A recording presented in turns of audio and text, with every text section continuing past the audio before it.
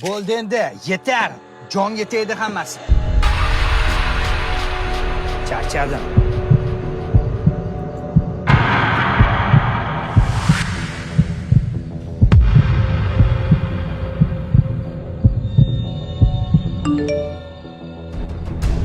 Karimov, haliyam ayolni tushunmaysiz-a?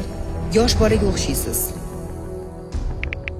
30dan so'ng har bir tana o'z qarashlariga ega bo'ladi. Meni ham 36 ga kirib tushungan haqiqatlarim ko'p.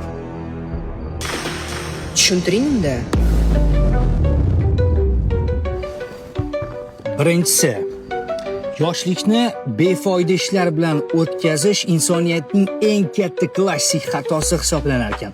Ammo bugun tushunganlarimizni anglashimiz uchun o'sha yoshlikni qurbon qilishga majbur edik. Meni ham 18 ga kirib tushunganlarim bor. Ko'p pul topish, luxury hayot, bankdagi raqamlar bu baxtli bo'lish degani emas ekan.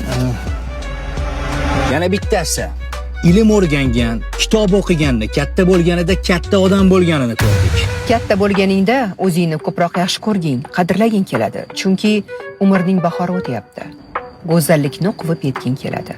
Ammo ilojsiz. Sog'liq eng katta boyligingga aylanar ekan. Ota-onasini rozi qilganni faqat ko'karganini ko'rdik. Afsuski, bir ota-onaning farzandi bo'la turib, qaro yer talashganini ham ko'rdik. Qolaversa, kayfu safo, aysh ishrat, janonalar bilan vaqt o'tkazganga birov qarsak chalganini ko'rmadim. Avvallari yo'qolib qolishdan qo'rqardim. Hozir esa yo'qotishdan qo'rqaman. Chunki yolg'izlik insonni sindiradi. To'g'ri, odamlarni yo'qotmaguningcha qadrlamas ekansan. Sog'inganlarimiz biz tomon kelishmaydi. Nabarot biz ular tomon ketyapmiz. Ha, yana bir narsa. Yashagan hayoting yaxshi narsalarni yodga solmasa, xatolaring vijdoningni tirnab yashaydi. 36 ga kirib tushungan eng zo'r haqiqatlarimdan bittasi, ishxonang hech qachon oilang bo'lmas ekan.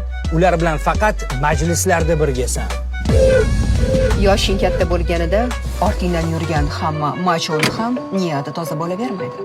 Gapga chechanlik, gullar, va'dalar, bularning hammasi ham insoniy fazilatlarni bildirmas ekan.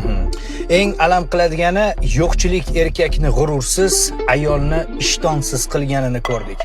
Sizchi nechiga kirib nimalarni ko'rdingiz va tushundingiz?